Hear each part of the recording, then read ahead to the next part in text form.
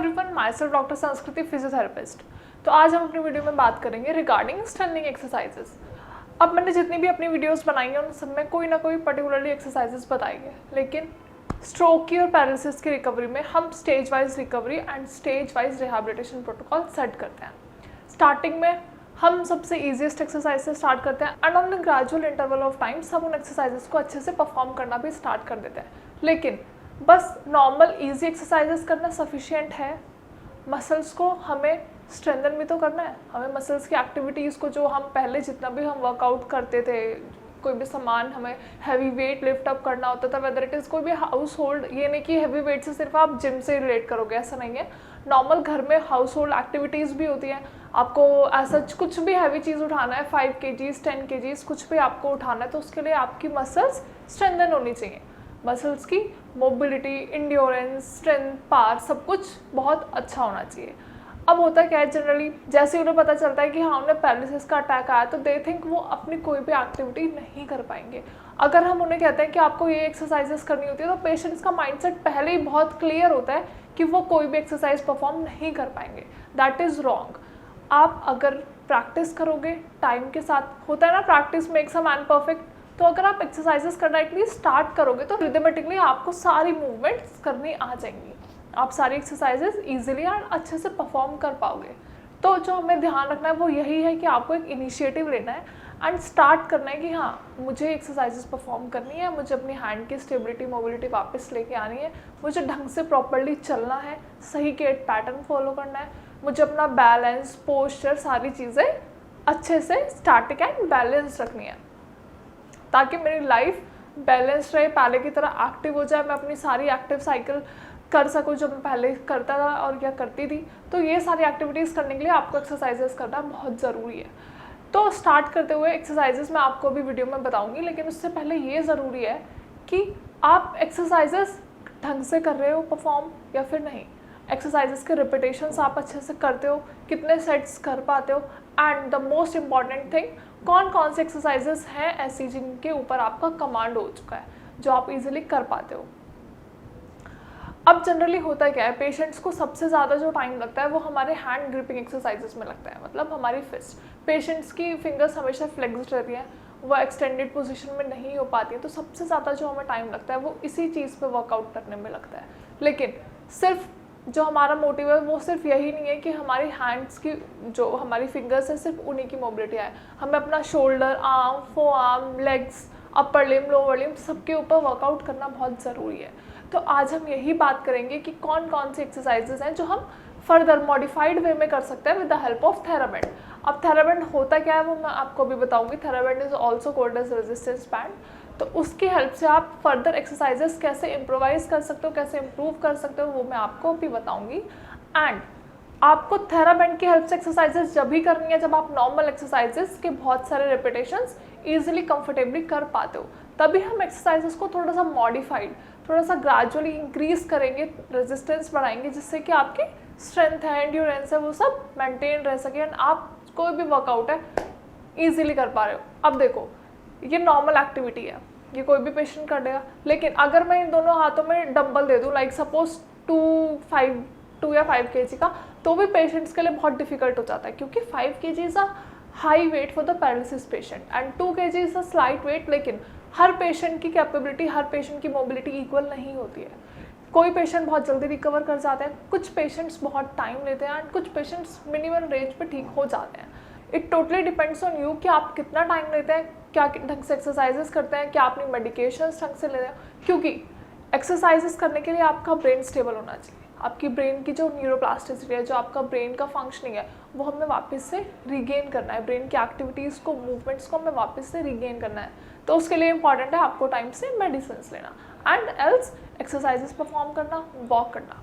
तो अब हम बात करेंगे फर्दर मॉडिफाइड एक्सरसाइजेस कौन कौन सी है with the help of resistance band. Now as you can see this is a resistant band. ये आपको दिख रहा होगा, येलो कलर का एक बैंड है एंड इलास्टिक बैंड है, इसको हम थेराबैंड कहते हैं। इसके हेल्प से हम फर्दर स्ट्रेंथनिंग एक्सरसाइजेस करते हैं, जो हम अभी मैं आपको बताऊंगी, जो आपको करनी है। एंड सबसे इजी एंड कंफर्टेबल तरीका क्या होता है, किसी भी पेशेंट को सबसे इजी क्या लगता है, एक तो लेटना और एक बैठना। पैरालिसिस के पेशेंट के लिए टफ टास्क क्या होता है, उठ के चलना।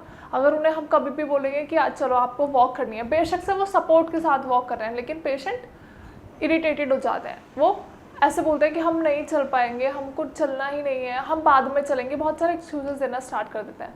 तो क्योंकि उनकी विल पावर, उनका डेडिकेशन कहीं ना कहीं लैक कर चुका होता है, क्योंकि उनके माइंड में एक टर्म होती है दैट इज़ पैरालिसिस। उन्हें लगता है कि हमें पैरालिसिस हो चुका है, तो अब हम वापस से अपनी नॉर्मल एक्टिविटीज़ में, वापस से नॉर्मल लाइफ को हम इंजॉय नहीं कर सकते। लेकिन ऐसा नहीं है, आपको सारी एक्सरसाइजेस टाइम के साथ करनी है। इनफैक्ट अब जो मैं अपनी वीडियो में बताऊंगी वो एक्सरसाइजेस वो है जो आपको बैठ के करनी है।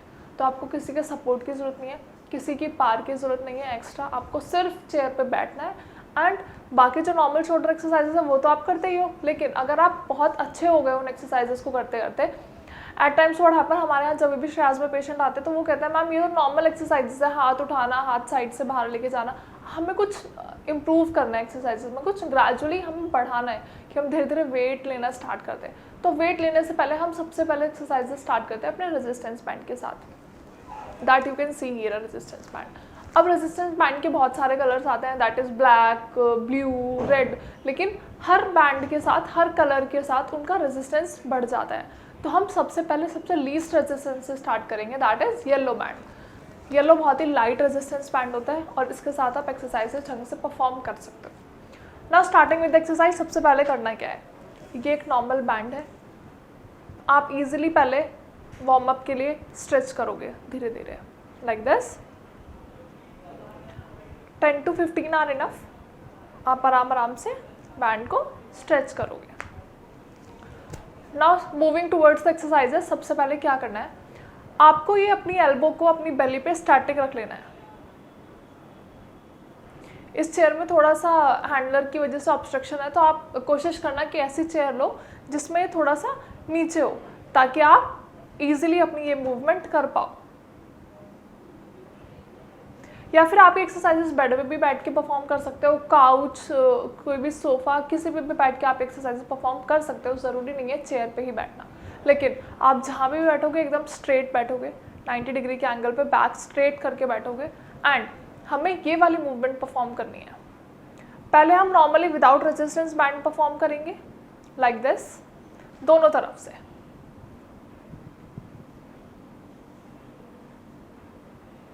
Five to 7 repetitions.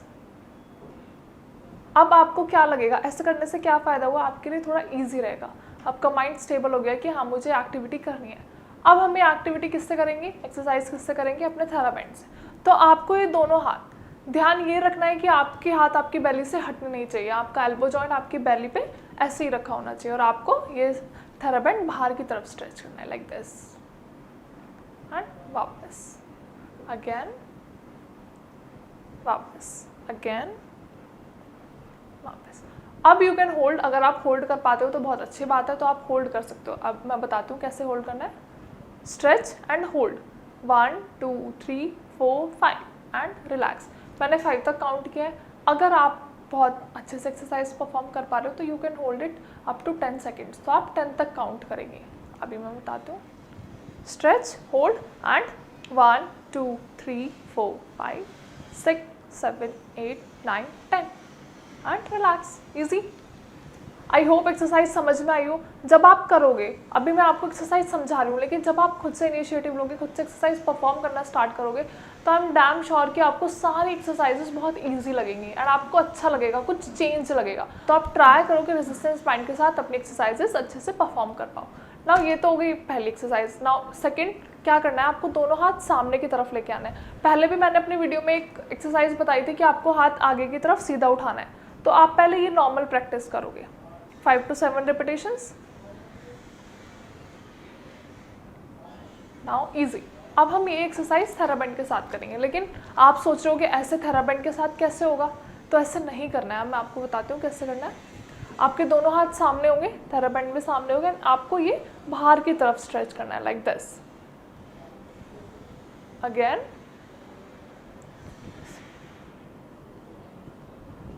Now you can hold 1 2 3 4 5 and relax. Once more, 1 2 3 4 5, relax. आप ये करेंगे।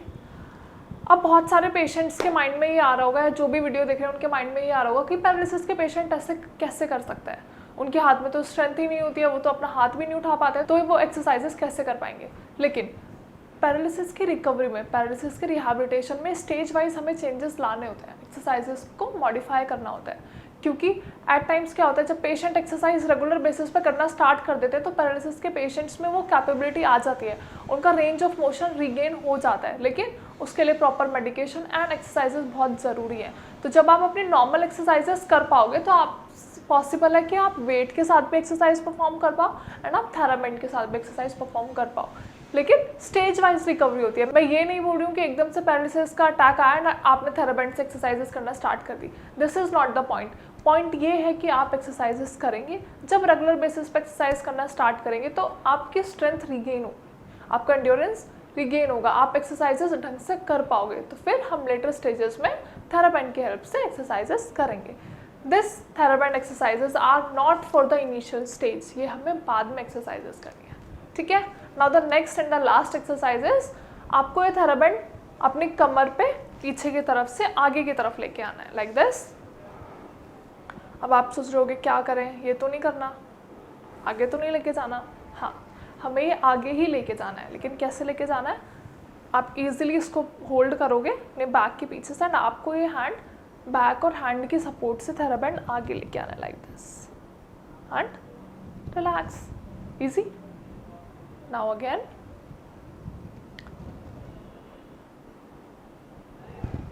Relax, now again. Now you can hold 1, 2, 3, 4, 5 and easily back.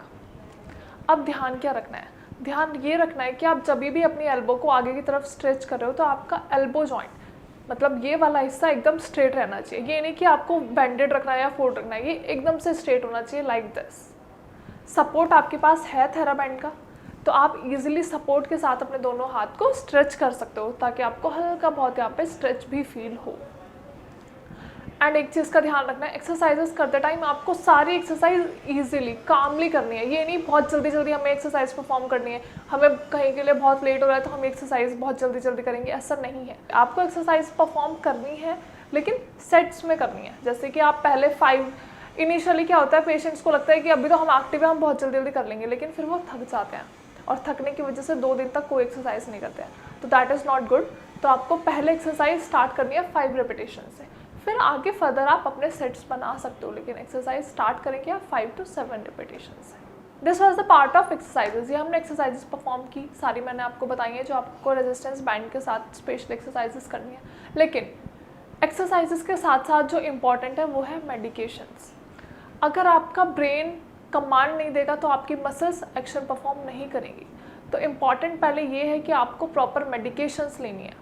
And medications कहाँ से लेनी है, फॉर द मेडिकेशन, या फिर आपको मेडिसिन से रिगार्डिंग कोई भी इशू हो रहे हैं कि आप बहुत टाइम से मेडिसिन ले रहे हो लेकिन आपको कोई ट्रीटमेंट अच्छे से नहीं हो पा रहा है, आपको कोई रिकवरी नज़र नहीं आ रही है, तो डू विजिट श्रेयास। आप श्रेयास आओ, हमारे डॉक्टर आपको बेस्ट कंसल्टेशन प्रोवाइड करेंगे रिगार्डिंग एक्सरसाइजेज, मेडिकेशंस, जो भी आपकी प्रॉब्लम है, जो भी आपकी क्वेरी है, वो सभी यहाँ पे सॉल्व होगी। नंबर आपकी स्क्रीन पे फ्लैश हो रहा होगा, यू कैन डायरेक्टली कॉल अस, या फिर आप कमेंट सेक्शन में भी अपनी क्वेरी मेंशन कर सकते हो, या फिर हमें आप पर्सनली विजिट भी कर सकते हो। Thank you so much, have a nice day.